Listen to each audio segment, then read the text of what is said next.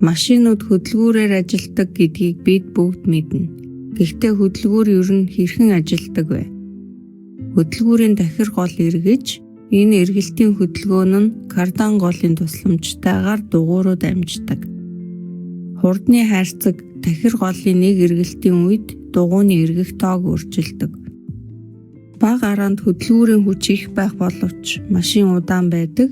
Өндөр араанд машин илүү хурдан бөгөөд түлш бага зарцуулдаг боловч хурцсах нь сул болдог. Машинд ашигладаг хамгийн түгээмэл хөдөлгүүр бол 4 шатлалт отто хөдөлгүүр юм. Ажиллагаа нь ерөнхийдөө гэвэл хөдөлгүүр нь Поршенгийн дээш доош хөдлөх хөдөлгөөнийг тахир голын эргэлт болгон хувиргадаг. Тахир гол нь кардан голыг хөдөлгөөнд оруулан энэ хөдөлгөөн нь духны ремэнээр дамжин нудраган голыг эргүүлдэг. Нудраган гол нь хавхлагуудыг удирддаг бөгөөд хавхлагууд нь харьцуулсан зориулттайгаар нээгдэж хаагдах замаар бензин орох болон яндангийн утааг гадагшлах боломжийг олгодог. Ажиллагааны эхний шатлал бол сорох. Поршен нь доош хөдөлж, үүний улмаас цилиндр дэх даралт буурна.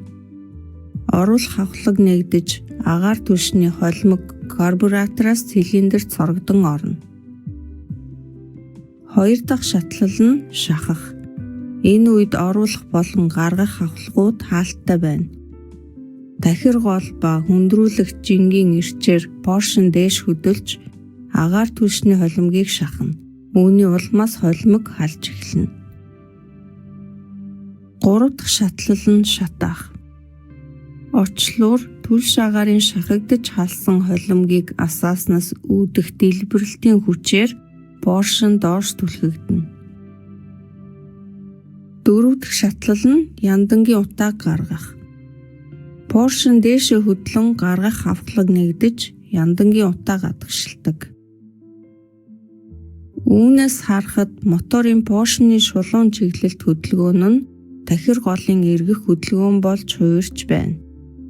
Поршныг хөдлөхөд шаардагдах энерги нь түлшний шатлалтаас гардаг.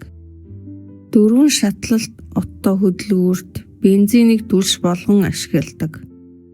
Бензиний чухал шин чанарын илэрхийлэгч нь октаны тоо байдаг. Октаны тоо өндөр байх тусам бензиний шатгацыг өндөр болно. Тиймээс ийм бензинийг илүү ихээр шахах боломжтой, үр дүнд нь илүү ашигт энерги ялгаруулна гэсэн үг.